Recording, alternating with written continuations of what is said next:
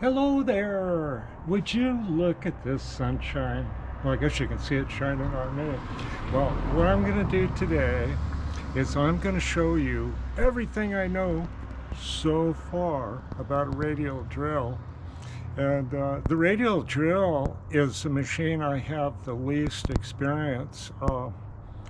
I had really good instruction at the local community college decades ago from a Navy instructor they had there, and I drilled the required 5 holes and learned how not to kill myself with the machine, because it's one of the most dangerous.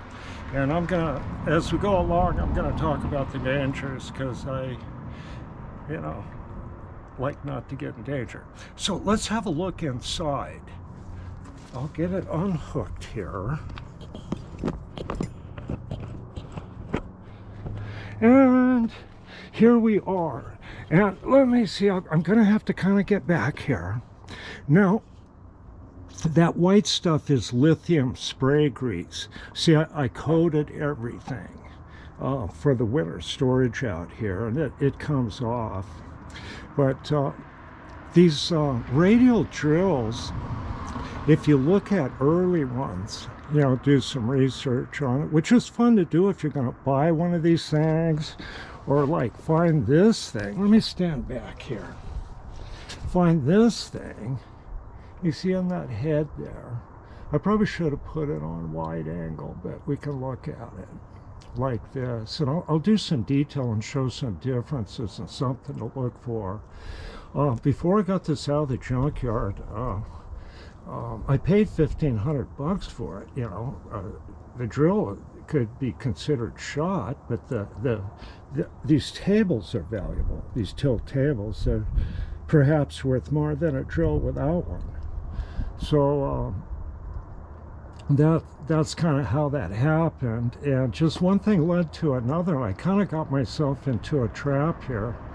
When I got out of it, there's a couple of pinch points I ran into, and I'll point them out, and some things that might, if you find one out in the weather or something, you have some question, there's some pointers I can point out. And what saved this one? This one got water in it, but it didn't damage the spindle bearings. And we'll start there on the spindles here. Okay, this is like a quill type spindle. Let me see, I get a hammer in there and see if I can move it up and down. See, you see up here where it's coming down from the spline, and then it's coming down here. Okay, now to counterbalance it, there's this weight right here that's about the size of a loaf of bread, and the spindle is really heavy. And if you were working under the machine, had your hands around the table, and somehow this chain, or if the chain broke or anything like that, and put the spindle in a free fall, it's got a mechanism right here. And if the chain breaks, then this ratchet grabs these teeth. Can you see them? Yeah, I think you can. These notches. So if this chain breaks, this chain goes to the counterweight, about the size of a loaf of bread. That's heavy. And that counterbalances this spindle. So, you can, I'm trying it with a hammer here, but it stays wherever I put it because it's counterbalanced, okay? Okay.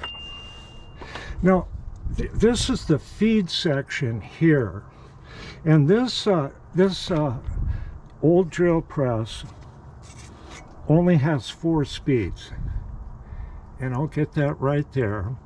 And it's 3 thousandths, goes to 6 thousandths, then 12, then 20. So it's 3 to 20 thousandths per revolution on the power feeds. Yeah. Then down here, this hand wheel turns, you see this? And it moves the clutch wheel here. It's not moving the spindle because I have the clutch removed. See how that is? So the power feeds will actuate this worm gear here through this gearing here. Then it's got a clutch to protect the machine. So in case, you know, it hits a dead end or something, and it shifts up here with this ratchet. More coffee from the outside cover. I got the outside cover off. I don't know if you can see it down in the shadows here. More speed. This is one of the things that's made on aluminum on this machine, and this is a World War II machine, and I expect it to be about 1942 or 43. Okay, we'll get back over here. So this is the power feed system here. Now the drive system on these early ones is, I think, is pretty interesting. So here's the motor here. It's a 3 horsepower, and then it goes to this reduction gearbox. You see this? Then I'm going to come around over to the other side, way over on the other side. And then it's got this spline shaft here. Comes out of the gearbox, goes through the electrical compartment, and through a gear here.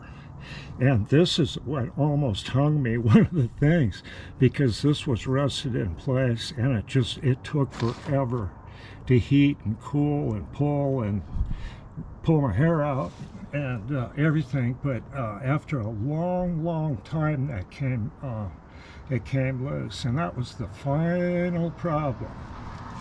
Okay. So it rotates through that. Then there's an entire gear train back here, and we'll look at that in the morning when the sun shines on it. So this thing kind of humps over the arm here. You see that? Okay, the ways on the arm, I think you can see that. Okay, see how there's this sharp angle here, and then there's this flat spot here. Then there's a flat spot here too. So the head locks. Let me get around here. Right here, this lock here. So when you pull the lock up, it squishes this gib-like thing here down, and then lifts the head up and wedges it in place, you know, for your drilling. So when you drill, the thrust will just tighten it more. Okay, so the way it's supposed to work, when you release the lock, the head drops down and frees itself from this sharp way here. Now what happened here, there's some bearings that glide on here, and it makes the head glide just like super smooth. I have it locked right now, but I had to torch the bearings out because they were jammed, and it forced it to be locked. And that's why this thing was out in the junkyard, because it was it's not easy to fix that. The head was way over like it is there, and what I had to do was I put those old planer jacks in here and pieces of metal and jacked the head over and used heat to heat things up and scoot the head over enough that I could get in there and burn. There's a bearing on each side, and I burned that bearing out. Then I came over here and burned this bearing out. Then the head goes clunk like that. It dropped down and it's free. So I'll take the lock off here. And so what it's doing now, it moves. See, it moves okay, but it's gliding on the lock instead of those bearings in there. I don't even think you can see anything in there. So, okay, this is a war machine. And, you know, to fix that, they're on studs hiding behind this stuff. I don't know if we can see one of them back there. They're back behind this and that. they're there. So normally to change those bearings, you would take this end bracket off and slide the whole head off. But that's pretty hard to do. You know, that head, I don't know how much just the head weighs, but it's probably 1,000 pounds, you know. Oh boy. But what they did is they put this little door here, but they didn't do anything over here.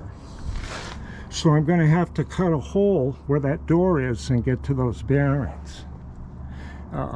So that's yet to be done. I'd like to get it inside, but I don't know. It's a messy deal. Maybe I'll do it right here in the driveway. I'll think about that. See, there's still quite a bit more work to do. But this is the first heads up on this thing, and I'll see if I can't do one in the morning and show that other side. Okay, thanks for looking at this. Thanks, everybody.